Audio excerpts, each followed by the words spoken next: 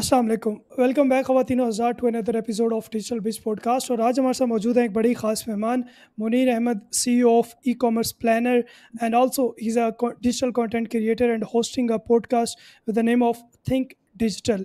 मुनीर साहब, thank you so much for joining us today. बहुत शुक्रिया आमिर साहब for having me in the podcast. Thank you. सबसे पहले सर आपको सालगिरह मुबारक हो। सर बहुत शुक्रिया। आज आपकी सालगिरह और उसके बावजूद आपने हमारी पॉडकास्ट के लिए टाइम दिया। It's a great play. Sir बहुत शुक्रिया जी। देखिए कमिटमेंट्स जो हैं उनको तो पूरा करना लाजमी है ना। मैं अपनी ऑडियंस को थोड़ा स्टार्ट में बताना चाहूँगा कि मुनीर साहब का इंट्रोडक्शन क्या है। मुनीर साहब ने 2006 के अंदर अपनी जर्नी स्टार्ट की थी when he was 20 years old. और इन्होंने पहले अपनी कोई प्रोडक्ट सेल की थी विच वाज अ लैपटॉप। और उसके बाद इनकी जर्नी के अंदर ई कॉमर्स सेल्स करना ये ऐसा इनकी इनकी ज़िंदगी का पार्ट बना कि still at the age of 39 I am right. बता दें सारा कुछ आज। जी, बिल्कुल जी। At the age of 39 still he is selling on e commerce Amazon. इसके अलावा इनके कई डिजिटल बिजनेसेस हैं जिनको ये ओन कर रहे हैं। मुनीर साहब, स्टार्ट करने से पहले सबसे पहले I would like to know something about your early age. कहाँ स्पेंड हुई, किस स्कूल कॉलेज यूनिवर्सिटी से आपने ग्रेजुएशन की, और उसके बाद देन प्रोफेशनल फील्ड में कब और कैसे कन्वर्ट हुए। जी बिल्कुल आमिर मैं लाहौरी ही हूँ, लेकिन रे वाला लाहौरी नहीं, बगैर रे के रे वाला हूँ मैं।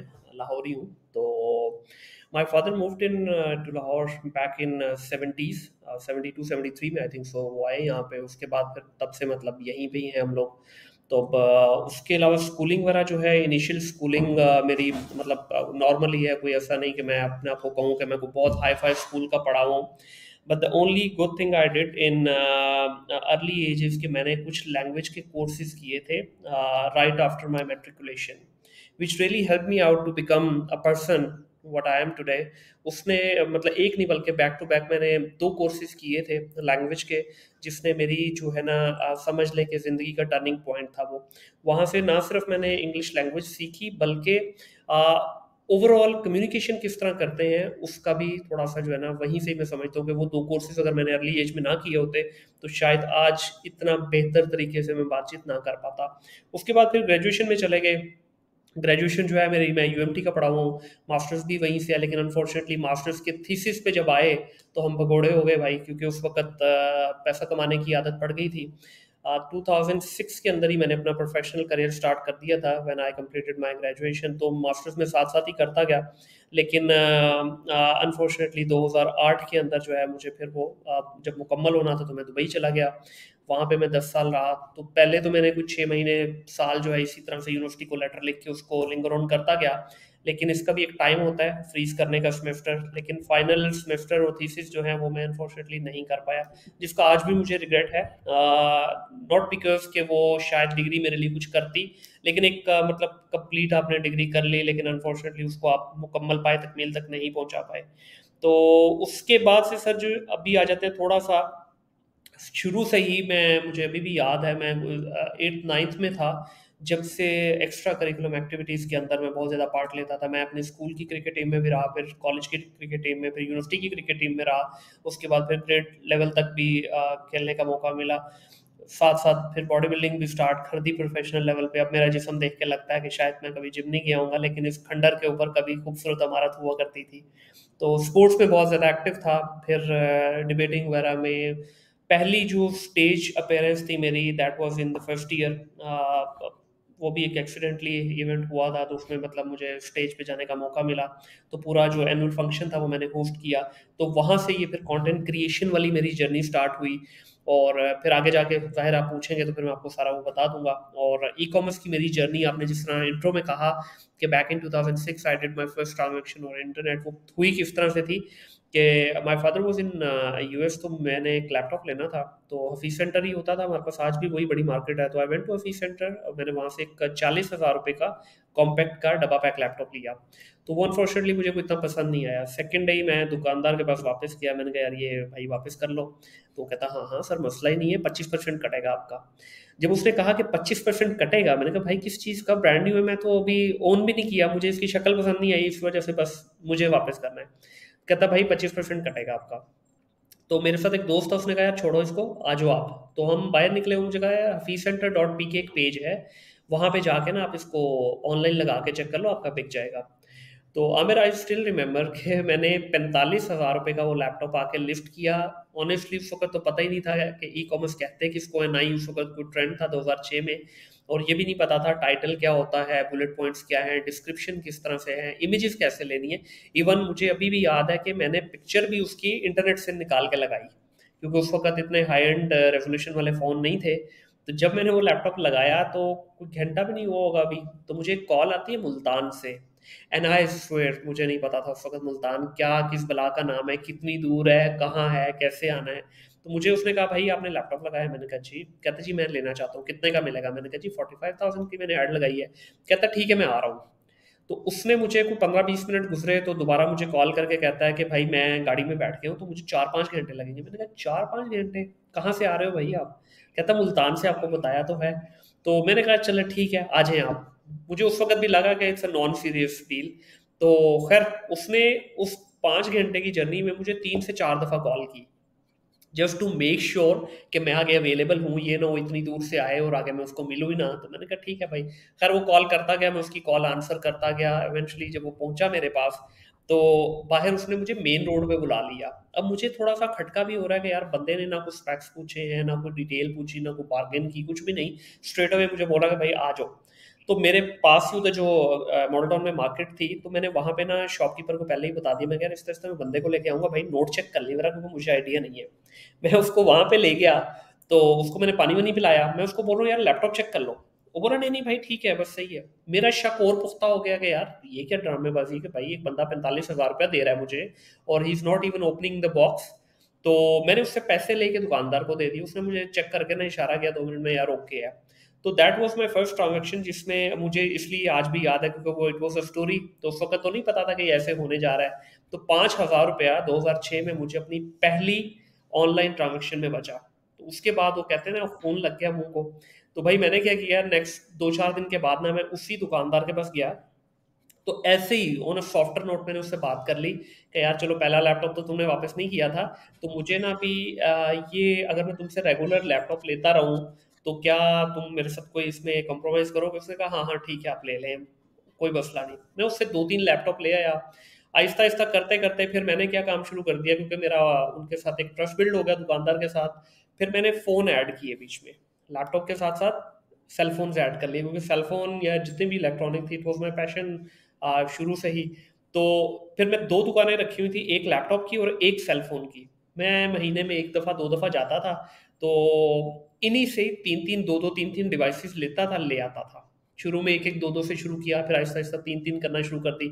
लाता था हफीज सेंटर डॉट पी के में लगा के बेच देता था, जो प्रॉफिट आता था उसको एंजॉय कर लेते थे। उसके बाद फिर साथ ही मेरी इस वक्त 2006 में जॉब भी शुरू हो चुकी हुई थी टेलीनॉर में। वो भी एक बड़ी अल्लाह का ख़ास वो करम था, ब्लेसिंग थी अल्लाह की। 30,000 लोगों में से हम लोग सिर्फ 109 लोग सेलेक्ट हुए थे, और फ्लोर के ऊपर फाइनली आफ्टर ट्रेनिंग 99 लोग आए थे। तो it was a big achievement. वो भी साथ साथ था। और फिर इससे पहले 2004 के अंदर ये कंटेंट क्रिएशन, मैं कुछ चीज़ें ना मिक्स करूंगा बीच में क्योंकि जर्नी काफ़ी डाइवर्स है। तो 2004 में मैंने जी, जी, जी। एक केबल चैनल के ऊपर काम शुरू किया। आपको याद होगा पहले जो है ना हर एरिया के अंदर एक केबल चैनल चला करते थे, आज भी हैं बट आज शायद उनको कोई देखता है नहीं देखता, आई हैव नो आइडिया। उस वक्त उनके जी। ऊपर ट्रैफिक बहुत ज़्यादा हुआ करती थी। तो गार्डन टाउन का एक केबल चैनल था। तो मेरे एक दोस्त के रेफरेंस से मुझे वहाँ पे एंकरशिप की ऑफर हुई। अब वो एंकरशिप क्या थी, मैं एज ए होस्ट था, एंकर था। मेरे साथ एक सिंगर थी लड़की और एक गिटारिस्ट था लड़का, और एक हमारी प्रोड्यूसर थी। हम 4 लोगों की टीम थी। हमने ये पूरे गार्डन टाउन का जितना एरिया है, गार्डन टाउन, मुस्लिम टाउन, उसके सराउंडिंग का जितना एरिया, वहाँ पे उसका नेटवर्क था, तो वहाँ पे चला करती थी।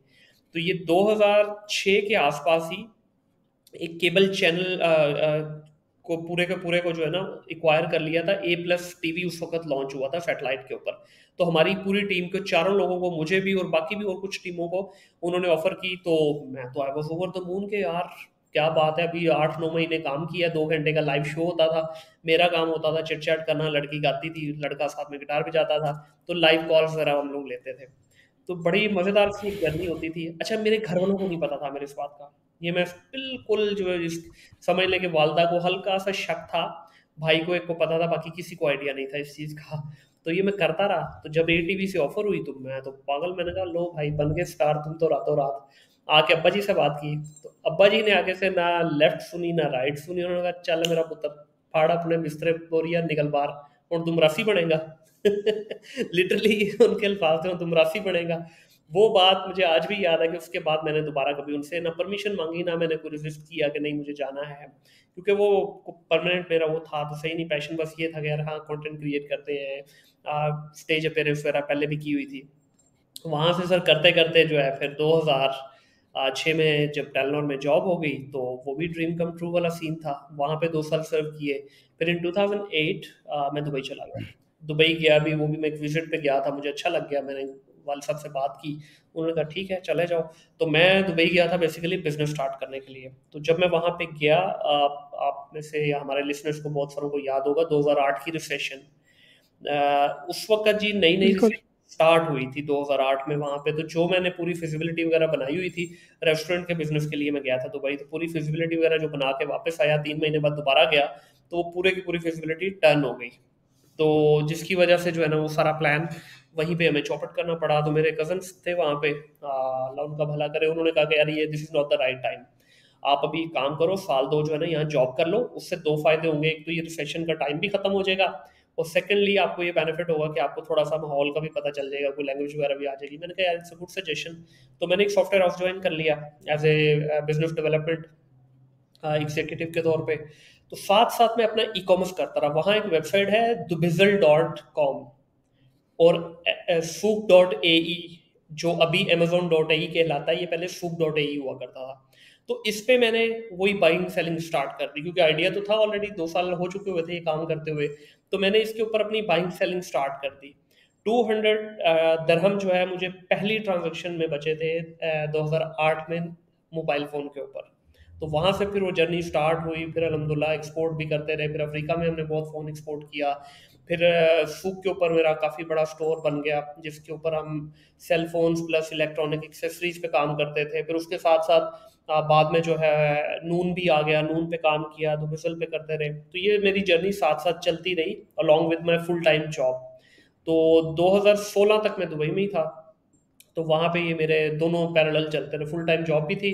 जॉब भी मैंने टोटल जो है लाइफ के अंदर 3 जगह पे की है। पहले टेलनॉर में थी, दूसरी ओलिवी बिजनेस सोल्यूशन, एंड तीसरी जो थी सैमसंग में थी। तो ये 3 जॉब मैंने टोटल की हैं, और इसके अंदर भी अल्हम्दुलिल्लाह हेड ऑफ डिपार्टमेंट तक मैंने अपना जो है पोजीशन उसको देखा। उसके बाद फिर मैंने 2014-15 में डिसाइड कर लिया था कि यार अभी जो है ना it's time to move on, अब बस जॉब में जितना अचीव करना था कर लिया, तो अभी अपना कुछ करते हैं। And it took me almost 2 years to decide कि हाँ finally I want to quit my job, जहाँ पे बड़ी अच्छी एक लग्जरी लाइफ में गुजार रहा था।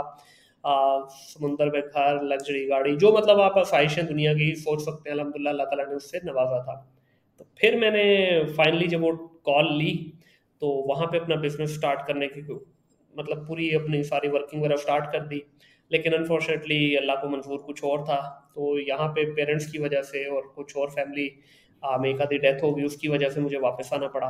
तो छोटे भाई जो थे वो बाहर जाना चाह रहे थे, मैंने कहा ठीक है यार, मैंने 10 साल लगा लिए, अभी आप लोगों का टाइम है। तो फिर से 2000 जब 16 में वापस आए, तो कहते हैं ना बाहर बैठ के हर चीज़ आपको लगती है ग्राउंड के कि यार ग्राउंड तो लश ग्रीन है, मज़े ही मज़े हैं, कोई टेंशन वाली बात नहीं है। लेकिन जब आप ग्राउंड में उतरते हैं तो टांगे काँपती हैं उस वक़्त। तो मेरी भी काँपी। यहाँ वापस आए तो I was having 2-3 different options. मैं मेडिसिन में जा सकता था, जो मेरा फैमिली बिज़नेस था, रियल एस्टेट थी, कंस्ट्रक्शन थी, या सॉफ्टवेयर हाउस था, जो कि मेरी अपनी डोमेन थी। तो फैमिली की तरफ से प्रेशर यही था कि जी मैं वाल साहब के साथ, क्योंकि हमारा 20 साल पुराना रियल एस्टेट का बिज़नेस था, मैं उसी को लुक आफ्टर करूँ। एक बनी हुई स्टेज है, आओ आके परफ़ॉर्म करो और पहले दिन से कमाना शुरू कर दो। तो फाइनली मैं बैठ गया जी जाके वहाँ पर रियल एस्टेट के ऑफिस में। लेकिन मेरा वो होता है ना कि आप जब एक चीज़ में आपका पैशन होता है, 12-14 साल आपने एक डोमेन में गुजार ली हो, उसके बाद आप अपनी डोमेन चेंज करें तो समटाइम बड़ा डिफिकल्ट होता है। पैसे तो अच्छे थे रियल एस्टेट में, लेकिन वो मेरे मिजाज के थोड़ा सा अगेंस्ट थी। मिजाज से अगेंस्ट से मुराद ये है कि मैं सूटेड बूटेड, अब पाकिस्तान में वो कहाँ कल्चर है, मैं दुबई से नया नया आया था, मुझे वही प्रोफेशनलिज्म की आदत, मैं पेंट कोट पहन के लिबर्टी ऑफिस में अपने प्रॉपर्टी के जा रहा हूँ। ये तो अब रियल एस्टेट में जो ग्लैमर आया है ना, ये तो पिछले 3-4 साल में आया है। उससे पहले तो ये बड़ी झटका स्टाइल डोमेन थी, अब वहाँ करोड़ों की अरबों की बातें हो रही होती थी। और माहौल बिल्कुल देसी। तो डेफिनेटली मुझे वो चीज़ पसंद नहीं आई। तो अब वाले साहब को कन्विंस करना इस चीज़ पे कि नहीं जी, अच्छा वाले साहब ने भी अभी पूरी मार्केट में बड़े फ़ख्र से बताया जी मेरा पुत्र दुबईयों आ गया है, तो अब वो मेरे साथ ही काम कर रहा है। तो पुत्र साहब भी बस रेडी हैं जी, सूटेड बूटेड होके जाना। तो लोगों ने कुछ ने अप्रिशिएट भी किया, कुछ ने मजाक भी उड़ाया कि बड़ा पैंट पैंट कोट पा के आ गए हो। तो खैर मैं लगा रहा उनके साथ 3 साल तक। लेकिन पहला साल मैंने प्रॉपर रियल एस्टेट उनके साथ किया। सेकेंड ईयर ऑनवर्ड में बैठता उनके साथ था, उन्हीं के ऑफिस में। लेकिन उस वक्त मुझे दोबारा पता चल चुका था कि भाई पाकिस्तान में भी ऑनलाइन अच्छा बिकता है और मज़ेदार काम है। तो मैंने दराज के ऊपर अपना पहला स्टोर बनाया। मुझे अभी भी याद है रमज़ान के दिन थे, तो मैंने स्टोर की पूरी उनकी जो इंफॉर्मेशन वगैरह फॉर्म फिल कर दिया। तो मुझे 31वें दिन 31st डे जाके जो है ना मुझे उनकी ईमेल आती है कि your store has been approved. और उस वक्त तक मैं लिटरली भूल चुका था कि यार ये अप्रूव होगा भी या कुछ होगा, क्योंकि उन दिनों बहुत टफ था। तो करते करते सर अल्लाह का करना ये हुआ कि विद इन 1 ईयर 2017 तक मेरे पास तकरीबन 1200 डिफरेंट प्रोडक्ट थी और 7 डिफरेंट स्टोर थे, जिनमें से 3 दराज पे थे। बाकी ये वो go to I shopping, Clicky, you name the market place and I was there. ठीक है, तो वो मेरी एक बड़ी अच्छी माशाल्लाह से जो है ना वहाँ पे जो एक अर्निंग स्टार्ट हो चुकी थी। जो दुबई का सारा फाइनेंशियल वो सीन था और बाकी सारी चीज़ें मैं भूल चुका था। पाकिस्तान के अंदर अचानक थोड़ा सा जो है ना अमेज़ोन का शोर आना शुरू हुआ जी, पाकिस्तान में भी अमेज़ोन करवाया जा रहा है। तो मैंने कहा यार इससे अच्छी तो बात ही नहीं हो सकती, ये तो वही चीज़ है जो मैं दुबई में कर रहा था। क्योंकि वहाँ पे मैं एसोसिएटेड था विद सूक, जो कि अभी अमेज़ोन हो गया। तो मैंने उनके साथ सर दोबारा जो है ना सनी साहब के साथ मैंने इनके 1-2 सेशन लिए, मुझे अच्छे लगे। पहले ही डोमेन का पता था, तो मैंने कहा यार सही है गेम। तो उन्हीं एक ही दिन में सिंगल डे में मैंने 2 ऑर्गेनाइजेशंस को विजिट किया। अनेबलर को भी उसी दिन विजिट किया और एक्सट्रीम कॉमर्स को भी सेम दिन सेम डे के ऊपर विजिट करके तो नेक्स्ट डे मैंने डिसाइड कर लिया कि यार ठीक है, अभी एक्सट्रीम कॉमर्स का बूट कैंप जो है वो स्टार्ट हो रहा है, तो लेट्स जॉइन। तो मैं चंद अर्ली स्टूडेंट्स में से हूँ सनी भाई के। तो वहाँ से फिर बस इनके साथ जर्नी शुरू होगी। अब आप यहाँ पे जो कैच करने वाली बात है ना, या जो हमारे ऑडियंस की सुनने वाली बात है, उस वक्त तक मेरा मतलब almost over a decade experience हो चुका था। लेकिन आप यकीन कीजिए कि पहले 6 महीने में सर फेंक के नीचे सीखता रहा। क्यों? Before that I was doing e commerce, वो सारी दगड़ मगड़ थी। सही ई कॉमर्स प्रॉपर एक ट्रेनिंग लेके फॉर्मल तरीके से उसकी सारी टेक्निक को समझना, क्योंकि ये वाला अमेजोन जो मैं अभी करने जा रहा था 2018 में, ये था थोड़ा सा टेक्निकल वाली साइड। जो पहले मैं करता रहा हूँ वो सारे का सारा देसी स्टाइल था, जो पसंद आया ले लिया। मेरा एक ही क्राइटेरिया होता था कि जहां पे मुझे लगता था कि हाँ मैं अच्छी प्रोडक्ट सोर्स कर सकता हूँ at a reasonable decent price, मैं उस पर चला जाता था without looking into numbers. Numbers तो होते ही नहीं थे उस वक्त, ये हीलियम विलियम का तो नहीं पता था ना हमें। तो वहां से सर ये फिर जर्नी आगे स्टार्ट हुई। दुबई के बारे में पहले मैं जानना चाहूँगा, देन हम मूव होंगे अमेज़ोन की जर्नी के बारे में। दुबई में आपका एक्सपीरियंस कैसा था इन सेंस ऑफ वहाँ का living style? I think so आप 2018 में 2008 में थे वहाँ जी पे, राइट? 8 से लेके 16 तक मैं वहाँ पे था, अर्ली 16 में। तब तो आई थिंक सो इतना डेवलप नहीं था। नो नो सर, तब तो इतना ना डेवलप ना नहीं ना, था। ये बात ना करें सर। दुबई, हाँ ठीक है, आप ये कह सकते हैं इतना ज़्यादा ग्लैमराइज्ड नहीं था ये, खास तौर पे जो बड़ी बिल्डिंग्स है। अब बुर्ज खलीफा जो है मैंने अपनी आंखों के सामने बनता हुआ देखा है, because my office was right across to that building. तो जहाँ तक बात है लिविंग स्टैंडर्ड की या overall, sir one of the amazing country. में आज तक दुबई की मिसाल हमेशा, मुख्तलिफ लोग चाइना की मिसाल देते हैं, यूएस की, यूके की, यूरोप की, मैं हमेशा दुबई की मिसाल देता हूँ। उसकी वजह ये है कि सर आज से 20 साल पीछे चले जाएं तो ये रेगिस्तान था, ठीक है। और आज भी उन लोगों की खुद की जो डेवलपमेंट है वो उस तरह से नहीं हो पाई जो यूरोप की, चाइना की या बाकी जगहों की है। आज भी still they rely on white skin and you know the brown skin for the labour work. तो इन्होंने देखिए सर अच्छी चीज़ क्या की कि एक अच्छा लीडर उनको, ये अभी जो है शेख मोहम्मद है, इनके वालिद ने एक विजन देखा था। तो वो अनफॉर्चुनेटली उतना कुछ नहीं कर पाए बिकॉज ऑफ हिज डेथ।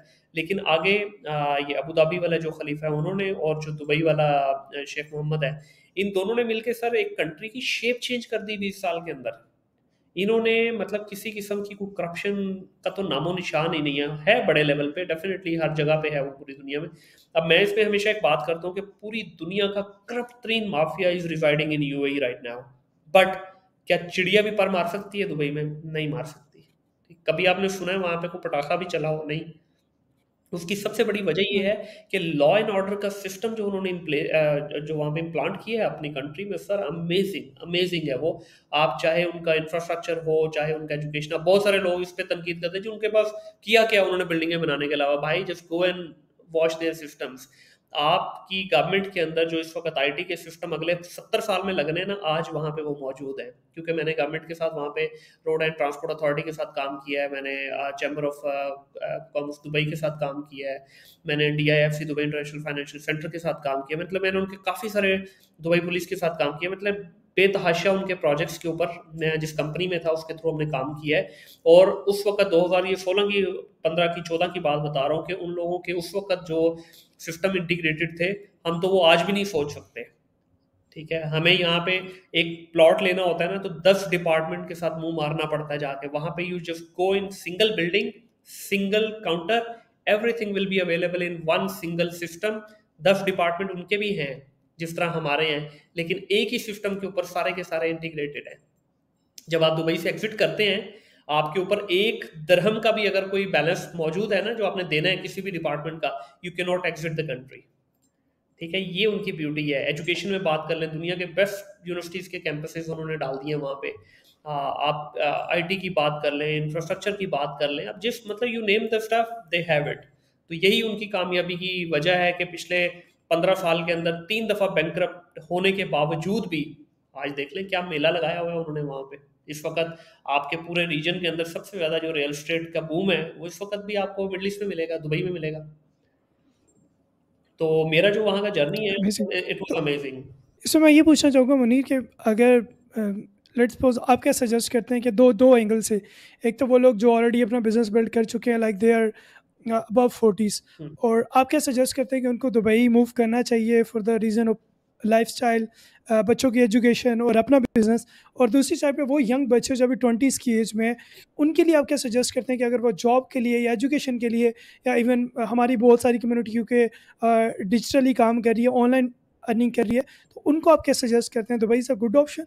यार अच्छा, इसमें 2-3 सवाल आपने इकट्ठे पूछ लिए। मैं पहले सबसे तो एक चीज़ जो है ना, बल्कि ये हाथ जोड़ के सबसे जो है ना रिक्वेस्ट करना चाहूँगा, खुदारा अपने उन बच्चों को कभी भी किसी मिडल ईस्ट की किसी भी अरब कंट्री में ना भेजें जो पढ़े लिखे नहीं हैं। आप यकीन करें आमिर के एक-एक रूम में 20-20, 25-25 बच्चे जानवरों की तरह उन्होंने बंद किए हुए हैं वहाँ पे, ठीक है? वो लेबर बच्चा यहाँ से 3 लाख 4 लाख का वीज़ा खरीद के जाता है, which is completely illegal. Dubai के अंदर आपको यू डोंट हैव टू पे a single penny because that's a responsibility of a employer not employee. तो वो 3-3 लाख यहाँ से देके जाते हैं, उसके बाद जानवरों की तरह उनसे वहाँ से काम करवाया जाता है, और at the end of 2 years जब आपका वीज़ा खत्म होता है, अगेन यू हैव टू पे द सेम और partial amount of the same जो आपने कमिट की होती है। होता क्या आपके साथ, आप उस लूप में चलते रहते हैं। ऐसे ऐसे मैं लोगों को दुबई में जानता हूँ कि जिन्होंने अपने जॉब जॉब से अपने रूम में, उसके अलावा उनको ये नहीं पता कि दुबई नाम किस चीज़ का है। 15-15, 20-20 साल हो गए उनको, ना उनका पीछे पाकिस्तान में कुछ बना, ना वहाँ उन्होंने अपनी लाइफ एंजॉय की। तो they they are struggling big time. तो जितने भी पेरेंट्स सुन रहे हैं या कोई यंग बच्चा में सुन रहा है जो पढ़ा लिखा नहीं है, खुदारा मत जाइए इन अरब कंट्रियों में। पाकिस्तान में ठेला लगा लो, वहाँ पे मत जाओ। अब आ जाते हैं बात पढ़े लिखे बच्चों की। सर देखिए, वो एक इंटरनेशनल प्लेटफॉर्म है। हमारे यहाँ सबसे बड़ी जो प्रॉब्लम है ना, मैं जो समझता हूँ कि मेरे 10 साल वहाँ पे इतने सक्सेसफुल क्यों गुजरे, या मैंने एक अपनी लग्जरी लाइफ क्यों गुजारी, या मुझे एक अच्छा करियर क्यों मिला, मैं ये समझता हूँ कि उसमें एक तो ये जो टेलीनॉर वाला एक्सपीरियंस था, डेफिनेटली उसने मेरी बड़ी हेल्प की। प्लस जब मैं दुबई लैंड किया हूँ ना, तो सर मेरे लिए language was never an issue. जितनी मैं फ्लुएंट उर्दू बोलता हूँ, पंजाबी बोलता हूँ, उतनी ही फ्लुएंट मैं इंग्लिश बोलता था जब मैं दुबई गया था। तो इसलिए मुझे वहाँ पे 0% किसी किस्म का कोई प्रॉब्लम आया था। तो अब जब अगर जा ही रहे हैं, अब हमारे यहाँ जो सबसे बड़ी प्रॉब्लम है कि बच्चा मास्टर्स कर लेता है, ग्रेजुएशन कर लेता है, लेकिन वो बेसिक इंग्लिश नहीं बोल पाता। तो सर आप कैसे एक्सपेक्ट कर रहे हैं कि आपको वहाँ पे 15,000 20,000 दिरहम की जॉब मिलेगी? नहीं मिलेगी। You will be struggling on a lower bracket, जो आपकी 3,000 से 6,000 की ब्रैकेट के अंदर 90% पाकिस्तानी आपका बैठा है। 6,000 मतलब 10,000 किसी पाकिस्तानी की सैलरी हो जाए ना दुबई में, तो समझा जाता है बड़ा 30 मार खान है। तो मुट्ठी भर लोग हैं जो अबव 10,000 वहाँ पे ले रहे हैं। उसकी सबसे बड़ी रीज़न ये है कि लैंग्वेज। अच्छा, अब मैं ये नहीं कह रहा कि आपको पूरे अंग्रेज बन के वहां पे चले जाएं sir. Try to understand one thing कि you are going to compete with rest of the world. When I say rest of the world, that means your biggest competitor will be Indians, and then you will be dealing with Filipinos, Arabs. अब अरब को हमारे ऊपर बहुत बड़ा advantage इस वजह से, उनकी इंग्लिश अच्छी नहीं भी है ना, उनको अरबी का एडवांटेज है कि वो सेम हम जुबान है, तो उस चीज़ का एडवांटेज है उनको। फिर बंगाली आ जाते हैं, श्रीलंकन आ जाते हैं, Sri Lankan they are very skilful people as well. तो ये जब आपने इंटरनेशनल मार्केट में जाके compete करना है ना, तो you have to be ready for that. अगर आप रेडी नहीं है उसके लिए और आप सीधा बस फ्रेश डिग्री उठाई, बैग पैक किया, दुबई निकल गए, तो सर फिर दुबई भी आगे ऐसे आपको ऐसे ट्रीट करेगा ना। तो थोड़े से ज़रा स्किल लेके चले जाएँ, थोड़े से ज़रा लैंग्वेज पे अबूर हासिल कर लें। It's just a matter of 6 to 8 months. ठीक है, आप अच्छे दिल लगा के मेहनत करें, 6-8 महीने में बड़ी अच्छी आप इंग्लिश पे अपनी कमांड कर सकते हैं, या किसी भी लैंग्वेज पे कर सकते हैं। तो ये चीज़ आ जाती है। अब आ जाते हैं 40 वाले, क्योंकि 40 इज़ अ नॉटी एज। तो नॉटी एज के अंदर देखिए, अगर आप ये समझते हैं, क्योंकि दुबई इज़ डैम एक्सपेंसिव, एक अच्छी बैलेंस लाइफ गुजारने के लिए ना, आपको with the family of 2 kids and husband wife, आपको 25 से 30 हज़ार दिरहम चाहिए। एक एक decent life, I would not say कि luxury, and I would not say कि बड़ी लो एंड, डिसेंट लाइफ के लिए 25 से 30 हज़ार चाहिए। तो 25 से 30 हज़ार का मतलब है कि you should have a backup of that amount. या आपके पास उतने की जॉब आपको मिले जाते ही, या आपके पास कोई अच्छा तगड़ा बिजनेस प्लान है, अच्छी इन्वेस्टमेंट है कि आप उतना गेज कर सकें मंथली बेसिस पे। तो ये 2 चीज़ें इसको देख के जाइए। एक छोटा-सा इश्यू जो मुझे लगता है, जिसमें हम ये मैं समझता हूँ कि पाकिस्तान में हमारे पास वो बहुत बड़ा एडवांटेज भी है, ब्लेसिंग भी इसको बोलूँगा इन अदर वर्ड्स, कि देखिए आज आपको आइडिया है आपने पॉडकास्ट शुरू करनी है। Have you acquired any sort of licensing, या आपको किसी की have you taken any permission, या स्ट्रेट अवे बस माइक लिया, कैमरा लिया, शुरू कर दिया, ऐसा ही है ना? अब वहाँ पे आप can not do that. If you are planning any commercial activity, which means you need to have a license first. And when you say license, that means you're talking about roughly 100,000 dirhams. वो आपको चाहिए। तो ये हमारे यहाँ बड़ी खूबसूरत beauty है यार, इस खित्ते की। ठीक है, रेगुलेशन की वजह से कह सकते हो, या जिस भी वजह से, कि अभी हमें कोई आइडिया आता है, हम अपना आइडिया नेक्स्ट डे इम्प्लीमेंट करने के लिए रेडी होते हैं। नो मैटर कि वो कामयाब होता है या नहीं होता, that's a different debate all together. लेकिन आप अपने आइडिया को मरने नहीं देते। वहाँ पे बैठे हुए बहुत सारे आइडिया आपके दिमाग में आते हैं, लेकिन आप इम्प्लीमेंट नहीं कर सकते, क्योंकि उसके पीछे कॉस्ट एसोसिएटेड है। अमेजिंग। एंड व्हाट अबाउट के ये जो आजकल एक नया वीज़ा स्टार्ट हुआ, डिजिटल नोमैड वीज़ा? और डिजिटल नोमैड पे आपने एक पॉडकास्ट की भी है, वो मेरा भी फेवरेट सब्जेक्ट है। देखिए, डिजिटल नोमैड जी। के अंदर आई would not suggest Dubai, because of few reasons. पहली तो रीज़न सबसे बड़ी ये है कि देखें, डिजिटल नोमैड के अंदर जो बच्चा 8-10 हज़ार डॉलर कमा रहा है ना, वो तो वैसे भी नहीं जाएगा, वो तो सीधा सीधा यूरोप की कोई नेशनलिटी पकड़ेगा। तो मोस्टली जो बच्चे शिफ्ट कर भी रहे हैं ना, वो कर रहे हैं यही 3 हज़ार, 5 हज़ार, 4 हज़ार, 2 हज़ार डॉलर वाले, और वो भी there are only few cases.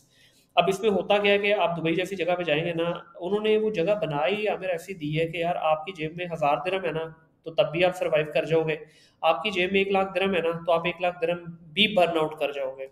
वो ऐसी जगह बनी है। तो एक बच्चा जब जाता है ना, जो कच्चे दिमाग का भी पुख्ता नहीं हुआ, जिसने अभी लाइफ में ठोकरें नहीं खाई, और उसको बड़े आराम से फ्रीलांसिंग के 4 क्लाइंट मिल गए, उसने 2 हज़ार डॉलर कमाना शुरू कर दिया, या 3 हज़ार, 4 हज़ार डॉलर कमाना शुरू कर दिया, तो वो उस लाइफ के अंदर एडजस्ट नहीं कर पाएगा, क्योंकि उसने पाकिस्तान में वो फैंसी चीज़ें देखी नहीं होंगी। जब वो वहाँ जाएगा ना, तो वो he'll start burning the money rather than spending. तो there is a difference between spending and burning. तो वो वहाँ पे शायद अपना कुछ सेविंग नहीं कर पाएगा। बहुत महंगी सरजमीन है, नो डाउट वहाँ फैसिलिटीज़ हैं, लेकिन महंगा है। तो डिजिटल नोमैड के लिए तो मैं बोलूँगा कि choose a country where you can at least save some money, जिसमें आप मलेशिया जा सकते हैं, आप पुर्तगाल के ट्राई कर सकते हैं। एटलीस्ट पुर्तगाल की जो पीआर है, that can lead to permanent, बल्कि नोमैड, जो उसका पुर्तगाल का नोमैड है, that can lead to a PR as well. तो there are multiple other better options. हाँ, आप एक बड़े बाप की औलाद हैं, पैसा खुला है, या आपने एक कंपनी इतनी बड़ी सेटअप कर ली कि अब आपको पाकिस्तान का माहौल अच्छा नहीं लगता and you want to live a better life, then of course Dubai is one of the best place to live in. और सबसे खूबसूरत बात दुबई की ये इज जस्ट, लाहौर से is just 3-3.5 hours away, Karachi से जो है इज जस्ट 1-1.5 आवर अवे। तो ये उसकी खूबसूरती है। Okay perfect. सो मनीर, थोड़ा सा डिस्कस करते हैं एक्सट्रीम कॉमर्स को। एक्सट्रीम कॉमर्स के साथ आपकी जर्नी स्टार्ट हुई, जब अमेज़ोन पे सेलिंग स्टार्ट की, तो आपने सर्विसेज बेस्ड मॉडल पे गए थे सबसे पहले, या खुद अपनी प्रोडक्ट्स लॉन्च की? नहीं नहीं नहीं भाई, जिस तरह ऐसा सेट के 6 महीने तक तो भैया हमने सर फेंक के एक अच्छे बीबीए स्टूडेंट की तरह जो है ना सर फेंक के नीचे सीखा है। हालांकि उस वक्त जिन लोगों से मैं सीख रहा था एक्सपीरियंस वाइज में उनसे कहीं आगे था, लेकिन यहाँ पे मैं एक बात की ज़रूर जिक्र करना चाहूँगा कि मैं उन 6 महीनों में, आप यकीन करें कि मैं किसी को बताता भी नहीं था कि मैं ई कॉमर्स करता हूँ। सिर्फ पहली दफ़ा मैंने इंटरव्यू में बताया था, और जब इनका इंटरव्यू उस वक्त बहुत सख्त हुआ करता था, और मेरा इंटरव्यू मतलब it was like nothing, just गया हूँ, क्या करते हैं जी, अच्छा जी इतनी इतनी प्रोडक्ट हो, अच्छा ये बस ख़त्म। उसके बाद इवन मैंने जो मेरे करीबी दोस्त हैं जिनके साथ आप अक्सर मुझे उठते बैठते देखते हो, इनको भी बहुत बाद में मैंने बताया कि भाई मैं ई कॉमर्स में इतने अरसे से हूँ। क्यों? कि एक तड़प थी कि यार नहीं, मुझे सीखना है, एक प्रोसेस को सीखना है। बल्कि आपको याद होगा, याद क्या होगा, आप भी जानते हैं मोहम्मद ओन को। मैंने जी जी 2016 बिल्कुल। में जब पाकिस्तान वापस आया ना, तो मैंने दराज पे जब काम शुरू किया, तो 17 में मैंने कुछ वीडियोस बनाना शुरू की। उन वीडियोस के अंदर मैं ये जितना ई कॉमर्स का जो है नॉलेज था ये शेयर करता था, और वीडियो भी बड़ी बेसिक लेवल की होती थी। उस वक्त तो पता भी नहीं था ये कि सारी लाइटिंग वाइटिंग क्या चक्कर है, तो घर में ही खड़े होकर बना लिया करता था। तो मेरी वीडियो पे जो सबसे पहला कमेंट आया करता था ना, वो इसका मोहम्मद ओन का आया करता था, और इसने मेरी बड़ी बैशिंग करता था।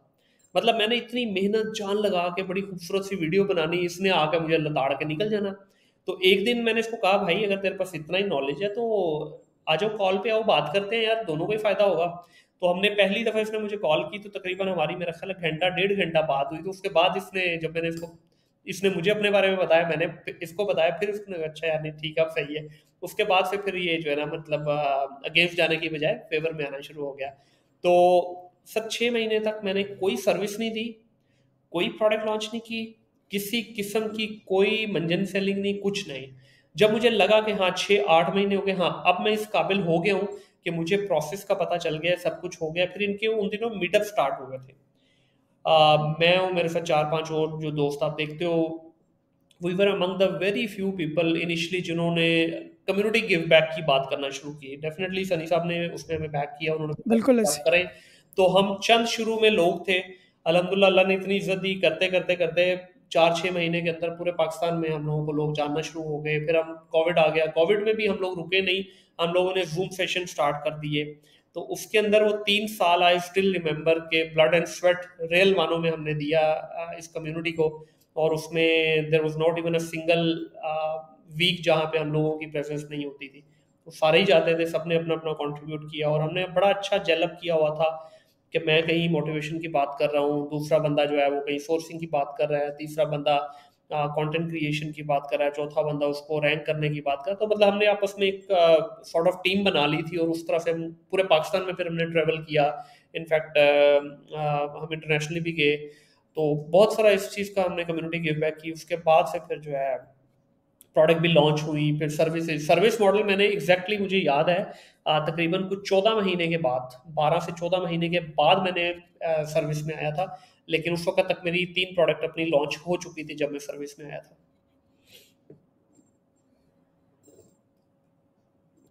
अमेजिंग। तो थोड़ी सी बात करते हैं एक्सट्रीम कॉमर्स की। एक्सट्रीम कॉमर्स के specifically as a organisation, extreme commerce को आप कैसे एक्सप्लेन करते हैं कि उनकी कंट्रीब्यूशन का कितना इम्पैक्ट है पाकिस्तान में? See, as far as the contribution is concerned, I always say and I always proudly say कि extreme commerce an enabler। मुझे कोई किसी किस्म की कोई आड़ नहीं है, कोई शर्म नहीं है इस बात में कहने में। देखें, इन लोगों की वजह से लाखों घरों के चूल्हे चले हैं, हुई होंगी इनसे कुताहियाँ, और होनी थी। देखिए, जब कोई चीज़ नई आती है ना, पूरी सर नॉर्मल दुनिया थिंग। में कहीं पे भी कोई चीज़ नई आती है ना, तो सर आप इंसान हैं जो उसको चला रहे हैं, और इंसान को अल्लाह रब्बुल इज़्ज़त ने गलती करने का पूरा हक दिया है। आप फरिश्ते नहीं हैं, गलती होंगी आपसे। मैं ये कहता हूँ कि ठीक है, अगर 20 लोगों को नुकसान हुआ, क्या 80 लोगों को फ़ायदा नहीं हुआ? तो as a nation, as a exactly. कौम, कौम तो हम है ही नहीं, खैर माज़रत के साथ, हम हजूम होने के नाते हम लोगों को स्पेस क्यों नहीं देते भाई? होगी ना गलती, कोई बात नहीं, लेकिन जो 80 लोगों का फ़ायदा हुआ है, वो 80 लोग क्या ज़्यादा नहीं है? हाँ, मुझे उस वक़्त दुःख होता कि 80 लोगों को नुकसान की बजाय 80 लोगों को नुकसान होता, सिर्फ़ 20 को फ़ायदा होता। मैं कहता नहीं यार, गलत है। बाद में डायरेक्शन गलत हुई, मैनेज नहीं हो सकी चीज़ें, मॉडल गलत सेलेक्ट हुए, वो एक डिफरेंट डिबेट है, उसके ऊपर मतलब मैं बात नहीं करना चाहूँगा। लेकिन सर इन दोनों को सेहरा जाता है, इनकी वजह से ही आज फिर बाकी जितने चिराग रोशन हुए वो शुरू में सनी भाई की वजह से ही हुए, बाद में साकिब भाई आए इसमें, और फिर बाद में हुज़ैफा भाई आए, बहुत सारे लोगों ने फिर आना शुरू कर दिया, हम लोग आए सारे। देखिए मैं सर बड़ा प्राउडली इस बात को कहता हूँ कि मैं तो 10-12 साल से ही कॉमर्स कर रहा था, लेकिन वो सारी दगड़ मगड़ थी। It was not properly structured. Structured तो मैं हूँ 2018 के बाद, ठीक है। तो अगर मुझे 12-14 साल में अकल नहीं आई थी और उसके बाद एक प्लेटफॉर्म के साथ जुड़ने की वजह से आ गई, तो थिंक अबाउट दोज पीपल जिन्होंने जो स्टार्ट ही उस पॉइंट ऑफ व्यू से किया था कि यार हाँ ठीक है अब ई कॉमर्स आ रही है, इसको शुरू करते हैं। तो उस नज़रिए से अब मैं आज भी एग्जैक्टली। उनकी बड़ा बड़ा रिगार्ड करता हूँ उनका। Exactly. And I would like to add my perspective as well. Munir bhai, I remember कि जब मैंने स्टार्ट किया था, it was at the end of 2019 और स्टार्ट था 2020 का। जी। और इसी तरीके से मीटअप्स होते थे, उसमें आप और बाकी जो हमारी कम्युनिटी के जितने एक्सपर्ट्स हैं जो इसमें काम कर रहे थे काफ़ी टाइम से हमारे से, जिन्होंने पहले शुरू किया, वो किस तरीके से उन्होंने कम्युनिटी बिल्ड की। आई थिंक सो तब हमारे मेंबर्स कुछ हज़ारों की तादाद में थे फेसबुक ग्रुप में। तो और मैंने उसके बाद आज फिगर जो है, बिल्कुल ऐसे ही, आज फिगर जो है मिलियंस के अंदर है। जी तो पॉइंट ये है कि आप लोगों का तो चलें एक बैकग्राउंड था, आप लोग ऑलरेडी काम कर रहे थे ई कॉमर्स में और डिफरेंट एज के एक्सपीरियंसेस थे। I was at the age of I was 19 year old, और मेरे कुछ दोस्त थे, वो सब भी 19, 20, 21 की एज पे थे। और इसके अलावा बेतहाशा ऐसे लोग हैं जिन्होंने अपना करियर स्टार्ट ही एक्सट्रीम कॉमर्स के साथ किया है। जी और जिस तरीके से एक्सट्रीम कॉमर्स ने एक आई थिंक सो एक नया बिजनेस मॉडल क्रिएट किया है ना, एक नया कम्युनिटी का मॉडल क्रिएट किया है, विच इज़ अमेजिंग। आप इमेजिन नहीं कर सकते। मैं आज बैठ के सोचता हूँ जब भी कि यार आज तक अगर मैंने कोई जितना 1 रुपया भी अगर कोई कमाया ना, तो उसका सारे का सारा क्रेडिट जो है वो एक्सट्रीम कॉमर्स को और ये तमाम लोग जिन्होंने कम्युनिटी बिल्ड की थी उसके सर जाता है। और ना सर मैं हज़ारों लोग ऐसे हैं, हज़ारों की तादाद में, बिल्कुल ऐसे ही। जो कि जिन्होंने करियर स्टार्ट अपना किया ही एक्सट्रीम कॉमर्स के साथ, $500, $300, और आज की डेट में वो अपनी एजेंसीज भी बिल्ड कर चुके हैं। उनके क्या नाम है, ना सिर्फ वो अपने फैमिली को सपोर्ट करें बल्कि वो अपने इर्द गिर्द के लोगों को भी सपोर्ट करें, उनको सिखा रहे हैं, अपनी पूरी पूरी एजेंसीज बिल्ड कर रहे हैं, इंटरनेशनल लोगों के साथ काम कर रहे हैं। और आज पाकिस्तान का अमेज़ोन की नीश के अंदर, ई कॉमर्स की नीश के अंदर एक बहुत नाम है, और उसका आई थिंक सो सारे के सारा क्रेडिट एक्सट्रीम कॉमर्स को definitely it was the brain of Sunny भाई। जी सनी भाई की सोच थी और उनकी स्ट्रेटजीज थी, और उन्होंने बड़ी इस पर मेहनत की है, और हम उसको उनको हमेशा जो है ना इसका क्रेडिट देते हैं कि यार ये हमारे लिए एक बहुत बड़ी नेमत थी और हम शुक्रगुजार हैं इसके हमेशा। बिल्कुल और जो एक और बात है ना इसमें कि आपने कहा कि यार गलतियाँ नॉर्मली होती हैं, इट्स नॉर्मल थिंग। हम इशू ये है कि एज अ पाकिस्तानी हमारे पूरे नेशन का इशू ये है कि वो जो अक्सर ज़ीशान उस्मानी से भी बात करते हैं ना कि हम नबूवत के तराजू पे तोलते हैं। हम कहते हैं कि यार अगर मैं किसी एक बंदे को सुन रहा हूँ ना, तो मैं एक्सपेक्ट करता हूँ कि ये अब नबूवत वाली बातें करे, इसकी सारी की सारी बातें 100% सही होनी चाहिए, इसके सारे के सारे मामला 100% सही होने चाहिए। जबकि हमें देखना ये चाहिए कि यार हम किस इंसान से कितना नॉलेज ले सकते हैं। अगर मुझे मुनीर भाई कोई 10 बातें बता रहे हैं, दैट्स इट। अब मेरा कंसर्न नहीं है कि मुनीर भाई अपनी पर्सनल लाइफ में क्या करते हैं, कैसे करते हैं, वो मेरे लिए वो मैटर नहीं करता, वो उनकी अपनी पर्सनल चॉइसेस हैं। इसी तरीके से कोई और पर्सन है, तो मुझे हमेशा देखना ये चाहिए कि मैं किसी से कितना नॉलेज ले सकता हूँ, ना कि मैं ये सोचूं कि यार इसमें कितनी बुराई है, ये ऐसे क्यों है, वैसे क्यों नहीं है, मुझे लगता है ऐसे होना चाहिए, वैसे होना चाहिए। तो वो किसी का कंसर्न नहीं है, सिर्फ इम्पैक्ट पे फोकस करना चाहिए, तो हमें फ़ायदा ज़्यादा होगा। बिल्कुल ऐसे ही। अभी कुछ दिन पहले मैं एक दोस्त के साथ बैठा हुआ था, उन्होंने बड़ी प्यारी मिसाल इसकी दी। उनका जो है ना इंग्लैंड में रहते हैं, तो उनके बेटे को क्रिकेट का बड़ा शौक है। तो उन्होंने एक कोरा कोच हायर किया, कहते हैं बड़ा मतलब मुश्किल से उसका टाइम नहीं मिल रहा था, खैर अप्रोच वगैरह डलवा के उन्होंने उससे जो है ना टाइम ले लिया। अब उनके बेटे ने जाना शुरू किया, कहते एक हफ्ते के बाद ना तो बेटा मेरे पास आ गया, कहता पापा I don't work with this guy. तो उसके बाप ने पूछा क्यों भाई क्या हो गया है, मैं तो बड़ी तुमने तुम्हारी ही डिमांड के ऊपर मैं तो बड़ी इसकी सिफारिश है। तो उसने जो है ना बात गोल मोल करने की कोशिश की। तो ये जो मेरे दोस्त हैं ये भी क्रिकेट खेलते हैं, तो इन्होंने कहा नहीं बेटा बताओ बात क्या है, क्योंकि बड़ा एक्सपेंसिव कोच आपके लिए हायर किया और बड़ी तगो के साथ मिला है। तो कहता है जी वो गे है। तो इसका वाल साहब हंसने लगे, कहते अच्छा फिर क्या हुआ, कहता मैंने नहीं सीखना इनसे, I don't want to work with him. उसके बाप ने उसको बिठाया।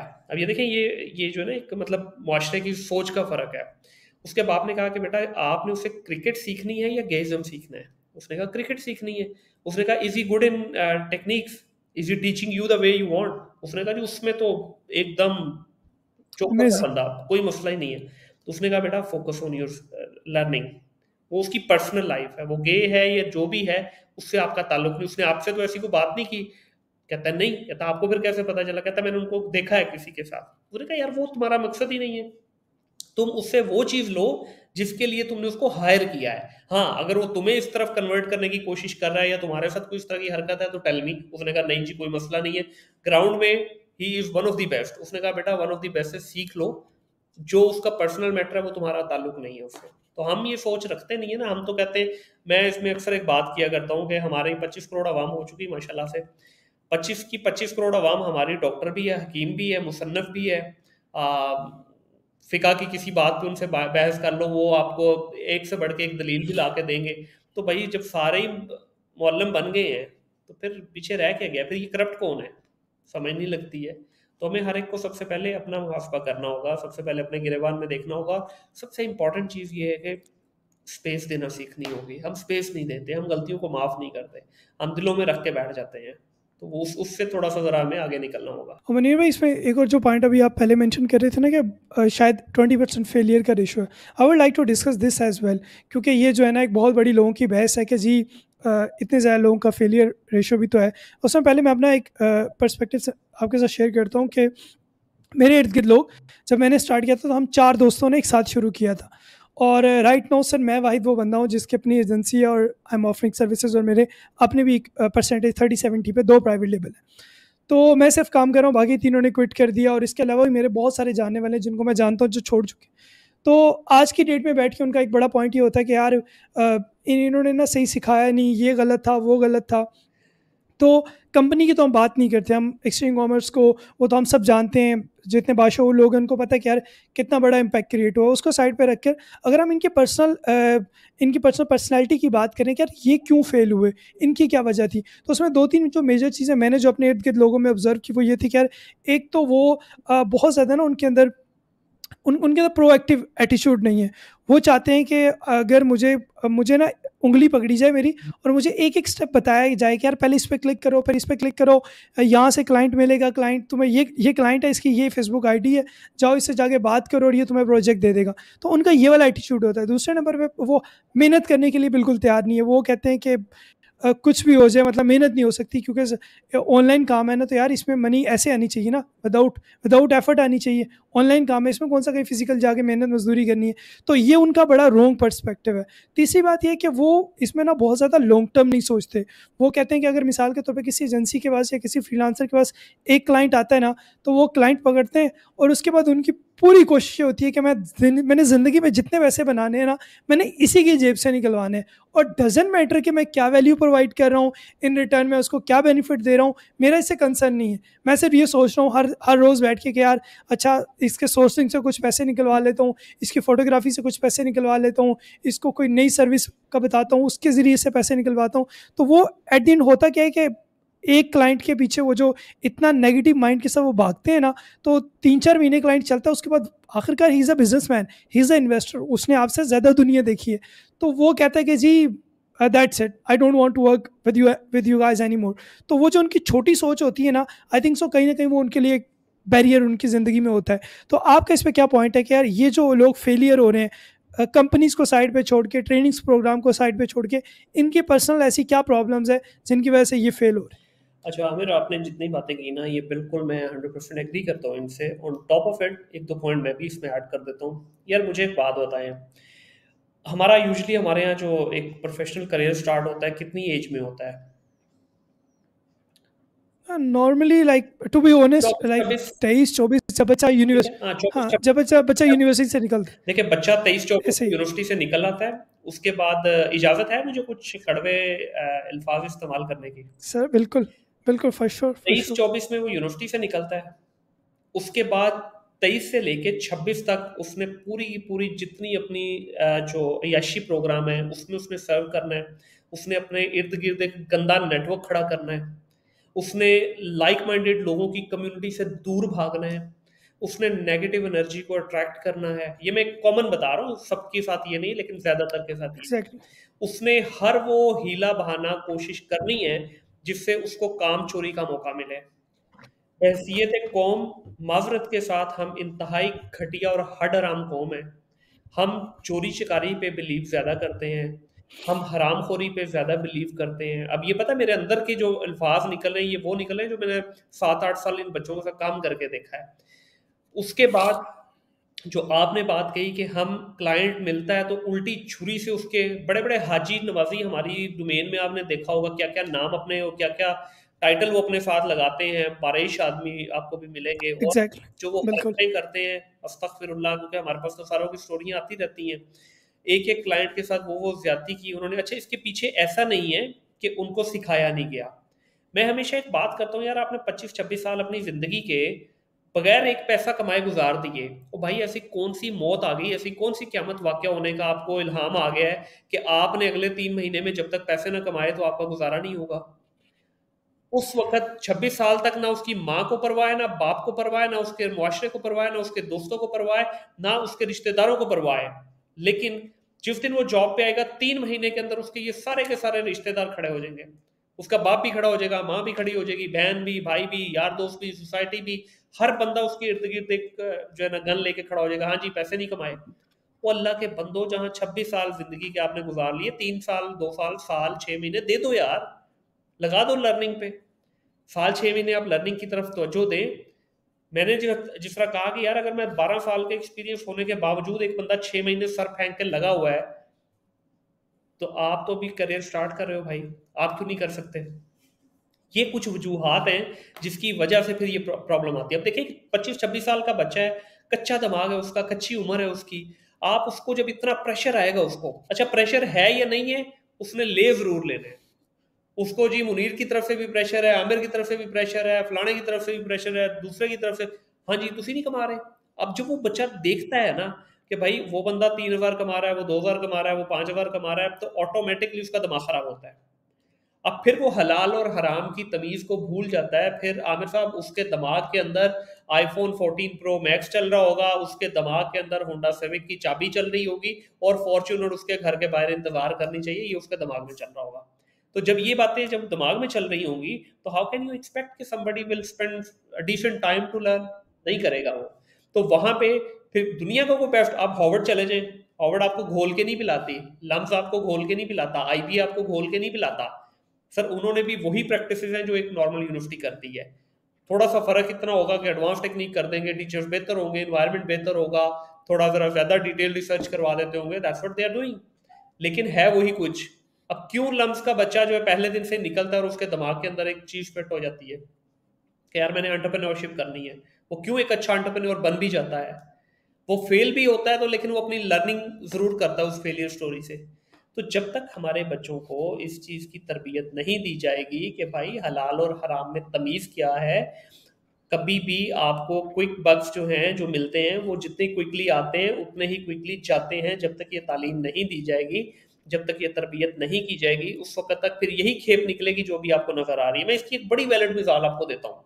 सर 2017 या 18 लगा लें, 2018 से 2019 और 20 के मिड तक की जो खेप आई है ना हम लोगों की, उसमें और 2020 से लेके जो 2023 तक की खेप आई है, जमीन आसमान का फर्क नजर आएगा आपको। आज आपको जितनी अच्छी एजेंसीज नजर आएंगी ना, सारी की सारी आपको वो 2017, 18, 19 की नजर आएंगी। कोई एक एजेंसी का नाम मुझे बता दें बिल्कुल जो ऐसे। 2020, 22 या 23 में आई है और उसने बड़ा नाम बना लिया अपना। एक दो आई भी है, मैं नाम नहीं लूंगा, लेकिन वो यूं ऊपर गई, यूं नीचे आके गिरी है। आज दे आर नो वेयर। ठीक है, जिस तरह आपने कहा कि आपके एग्जैक्टली। कई दोस्त छोड़ गए हैं, हमारे भी बहुत सारे दोस्त छोड़ गए हैं। अच्छा, वो फिर जब छोड़ जाते हैं तो फिर अंगूर खट्टे हैं। अंगूर खट्टे नहीं है, आपने बेमौसमी फल को हाथ डाला है भाई। आज देखिए अभी मैंगो का सीजन चल रहा है ना, इस वक्त आप कोई भी आम उठा के देख लें आपको अच्छा लगेगा।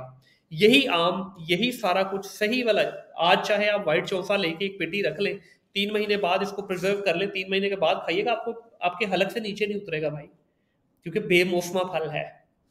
तो आप गलत जगह पे आए हैं। देखिए हर शख्स के लिए ई कॉमर्स नहीं है भाई। सबसे पहले आप देखिए आपका टेस्ट कहाँ है। मैं तो इसमें बड़ी एक ओपन बात करता हूँ, मेरे पास कोई भी बच्चा आता है ना, मैं उसको कहता हूँ यार वीबीसी देख लो, या जो भी आपने कोर्स देखना है ना, पहले 15 दिन सर नीचे फेंक के सिर्फ ये समझ लो कि ये वीडियो आपको मुसीबत है, अजाब है, आपको सुननी ही सुननी है, आपको इसके बगैर गुजारा नहीं है। अगर पहले 15 दिन में आपका सिर्फ दिल लगने लग जाए ना उन वीडियो में, समझ नहीं आनी, सिर्फ दिल लगने लग जाए, तो समझ लीजिएगा कि you are on the right track. अगर आपका दिल नहीं लगा ना 15 दिन में भी उन वीडियोस को सुनने में, तो समझ लेना this domain is not for you. अगर 15 दिन आपने गुजार लिए और आपको अंदर से आवाज आई कि यस यार हूँ चस आनी शुरू हो गई है, तो इसका मतलब है you have a long way to go, और जर्नी आपकी आगे इंशाल्लाह चलेगी इस डोमेन में। फिर आगे लगे रहिए, फिर पहली दफा, दूसरी दफा, तीसरी दफा, चौथी दफा तक, जब आप चौथी दफा वीडियो रिपीट करेंगे उस वक्त तक आप बहुत हद तक आपको चीज़ों का पता चल चुका होगा। तो हमारे यहाँ ये बड़ा सबसे बड़ा मसला है ना यार, कि हम ना तो कोई रिसर्च करते हैं, भेड़ चाल है आपका। मुंह लाल देखा, अपना चपेड़े मार मार लाल कर लिया। भाई चपेड़ों से लाल हुआ हुआ मुंह थोड़ी देर बाद दोबारा वैसे ही हो जाता है जिस तरह का पहले था। तो चपेड़े मारने की जरूरत नहीं है। आप ये देखें कि आपके लिए कौन सी डोमेन है इस वक्त। यार 300-400 डिफरेंट स्किल्स हैं, किसी में भी घुस जाओ यार, कुछ ना कुछ तो आपके मतलब का निकलेगा ना। तो बात ये है कि हर बंदे को जो ई कॉमर्स शुरू में, खैर ये थोड़ी सी गलतियां भी हुई हमारे जितने मेंटोर्स हैं उनकी तरफ से, कि एक ही भेड़ चाल की तरफ लगा दिया। बट मैं उसको गलती इस वजह से नहीं मानता कि ठीक है यार, स्टार्ट में इस कॉम को यही चाहिए था कि एक डायरेक्शन मिल जाती है, एक सिमत मिल जाती है हमें, उसकी तरफ लग गए। Now it's time to move on to a bigger things.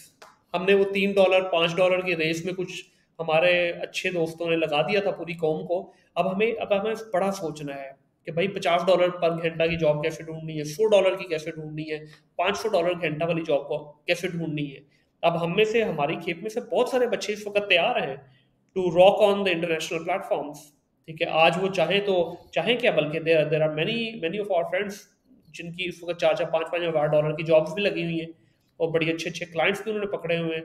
They are serving gora clients as well. तो हर चीज़ का एक टाइम होता है। I agree, I totally agree with you. इसमें जो आप एक बात मेंशन कर रहे थे ना, रश करना, ये भी एक बहुत बड़ी प्रॉब्लम है।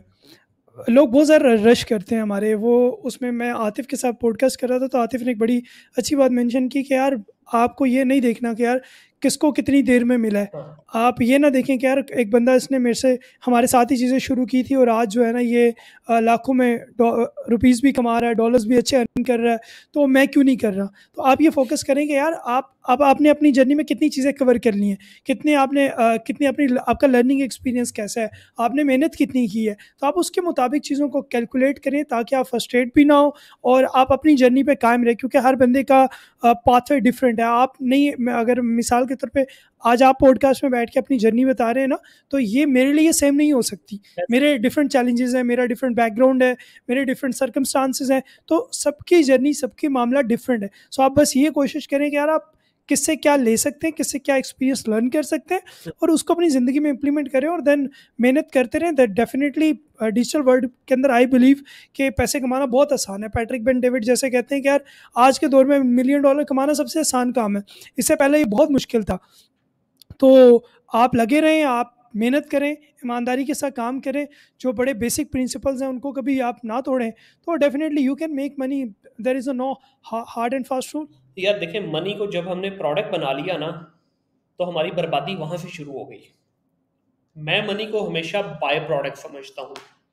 अब सुनने वालों के लिए बता देते हैं कि प्रोडक्ट और बाय प्रोडक्ट में फ़र्क क्या होता है। देखिए, जब आप तालीम को, डिग्री को ये समझेंगे ना कि ये आपको पैसे कमा के देगी, तो उस दिन फिर चाहे वो कौम हो, कबीला हो, कोई कंपनी हो या कोई इंडिविजुअल हो, उस पर फिर सवाल आना ही आना है। हमने एजुकेशन सिस्टम को प्रोडक्ट बना लिया है।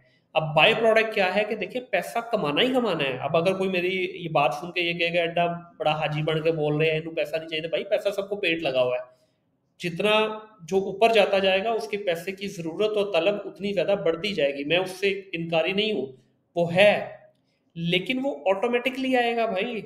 जब आप अच्छे काम करेंगे ना, तो पैसे ने तो आना ही आना है आपके पास। लेकिन जब आप पैसे की हवस में इतनी आगे निकल जाएंगे कि वो आपके लिए मेन प्रोडक्ट बन जाएगी और आपको हलाल हराम की तमीज़ खत्म हो जाएगी, तो फिर वो आपकी बाय प्रोडक्ट नहीं, प्रोडक्ट बन गई।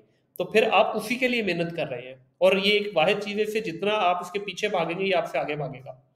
हलाल की बात हो रही है, हराम तो फिर मिल ही जाता है दूसरे तरीके से भी। ठीक है, तो एजुकेशन को हमें जो है उस पर कभी भी पैसे के साथ लिंक नहीं करना चाहिए। जिस दिन हमारी यूनिवर्सिटियों में, हमारे मदरसों में, कॉलेजेस में, हमारे घरों में, हमारे इंस्टीट्यूशंस में हमने एजुकेशन को पैसे के साथ अनलिंक कर दिया, उस दिन हमें कोई तरक्की करने से रोक नहीं सकता। ओके, सो मुनीर भाई, नेक्स्ट चीज़ जो मैं आपके साथ डिस्कस करना चाह रहा था वो थी content creation. Definitely you have a very good background with the content creation, और आजकल मतलब एक बहुत ट्रेंडिंग चीज़ है, लोग बहुत ज़्यादा इस चीज़ के बारे में लर्न कर रहे हैं और इस फील्ड के अंदर आना चाह रहे हैं। तो सबसे पहले तो मैं आपसे आपके करियर के बारे में पूछूंगा कि एक तो वो सॉरी, आपकी यंग एज पे आपका एक एक्सपीरियंस रहा टीवी चैनल पे वो सब कुछ, लेकिन रिसेंटली तकरीबन 1.5 ईयर पहले आपने जो है ना पॉडकास्ट स्टार्ट की थी अपनी, और इसके अलावा भी आप डिजिटल कंटेंट क्रिएशन करते हैं, आप वीडियोस बनाते हैं, व्लॉग्स बनाते हैं। तो इसके बारे में थोड़ा बताएं कि ये आपके माइंड में क्या इसका पॉडकास्ट का स्पेशली अभी इस ईरा के अंदर अमेज़न के बावजूद, अमेज़न पे काम, ये ख़्याल कैसे आया कि यार I should make content like podcast, और इन सारी चीज़ों की तरफ मुझे आना चाहिए? जी, बिल्कुल। अच्छा, आमिर, जिस तरह मैंने कहा ना कि स्टेज पे शुरू से ही अल्हम्दुलिल्लाह अर्ली एज से ही मौका मिलता रहा और परफ़ॉर्म करता रहा। With the passage of time चीज़ें इम्प्रूव होती रही। कम्युनिकेशन के ऊपर ख़ास तौर पे काम किया, कुछ मैंने अपने तलफ़्फ़ुज़ के ऊपर काम किया। अब जो देखिए, जिस तरह जो आप कंटेंट क्रिएशन के अंदर जो बहुत सारी चीज़ें जो मिस करते हैं ना बच्चे, वो है कि वो लैंग्वेज का ख़्याल नहीं रखते। तो मैं कोशिश करता हूँ, इंसान है, मुँह से निकल जाता है कि मैं कभी भी कोई एब्यूसिव वर्ड यूज़ नहीं करूँ। तो जो मेरे बात करने का तरीका होता है ना, प्योरली एजुकेशनल स्टाइल है मेरा।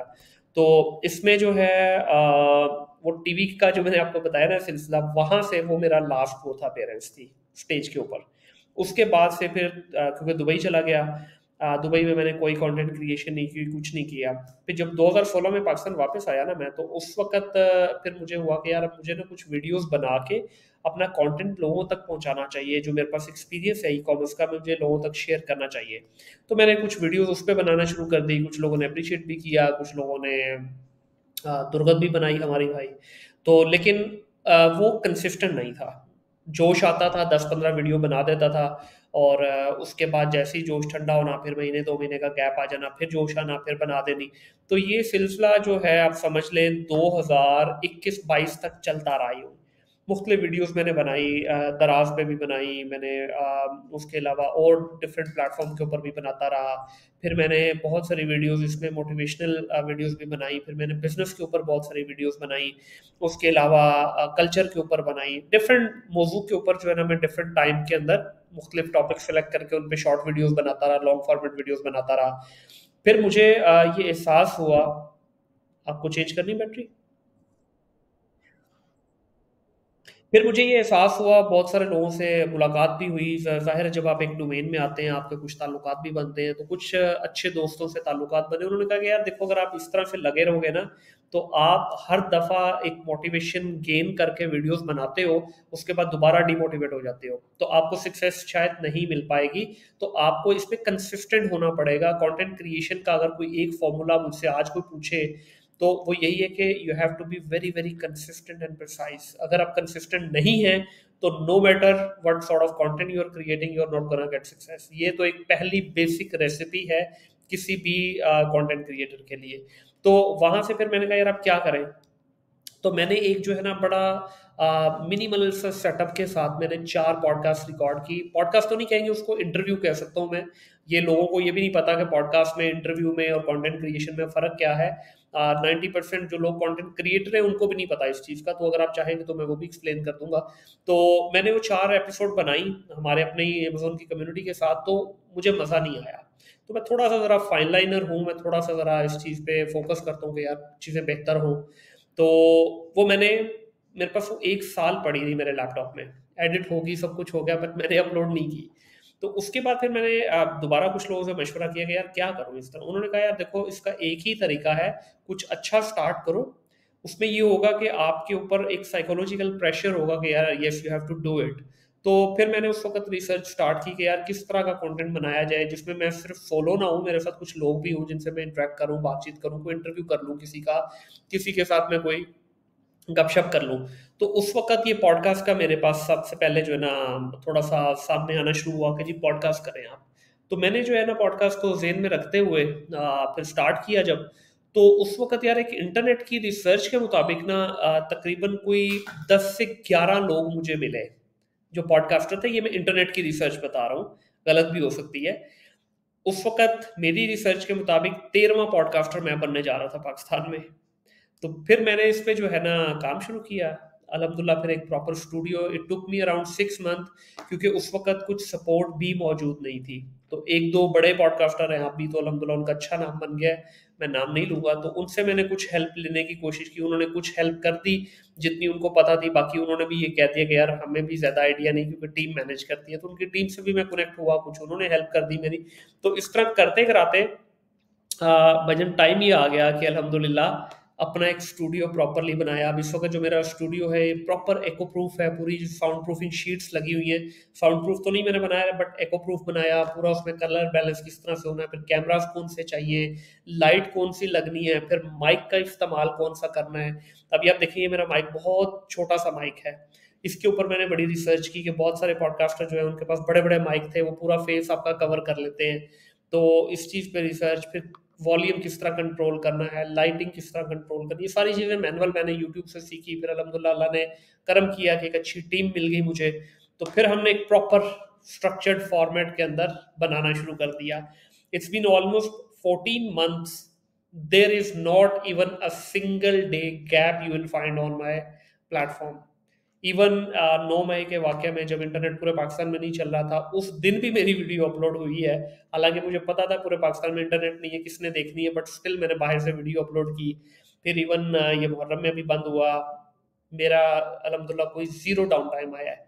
तो हर सिंगल दिन मेरा कंटेंट अपलोड हो रहा है, और हर प्लेटफ़ॉर्म को, चाहे वो कुछ छोटा है, बड़ा है, कम रीच है, ज़्यादा रीच है, 9 के 9 प्लेटफ़ॉर्म पे इस वक़्त मेरा कंटेंट जा रहा है और कंसिस्टेंटली जा रहा है। तो ये सर इस तरह से इसकी थोड़ी सी एक जर्नी स्टार्ट हुई। अभी भी still I consider my self a student in this domain, और लगा हुआ हूँ अभी भी, चीज़ें सीखता रहता हूँ, नई इम्प्लीमेंटेशन करता रहता हूँ। खर्चा होता रहता है इस पे, लेकिन अल्हम्दुलिल्लाह ठीक है, दूसरे बिजनेसेस मल्टीपल चल रहे हैं, वो इसको फीड करते हैं इस बेबी को मेरे। तो ये बड़ा प्यारा बेबी है मेरा, बड़ी मैं टेक केयर कर रहा हूँ इसकी। मैं हमेशा इसमें बल्कि अपनी टीम से भी कहता हूँ कि ये मेरा सबसे एक्सपेंसिव बेबी है इस वक्त, बिकॉज इसमें सबसे कीमती टाइम मेरा as a being agency owner खुद जा रहा है। ठीक है, सबसे ज़्यादा टाइम मेरा लगता है इसके ऊपर, और मैं बड़े शौक से लगा रहा हूँ। And by the way this is not my business, this is my passion. और जब आप एक पैशन के लिए काम करते हैं ना, तो पैशन में जब आपकी एनर्जी डलती है तो वो नज़र आती है फिर स्क्रीन पे।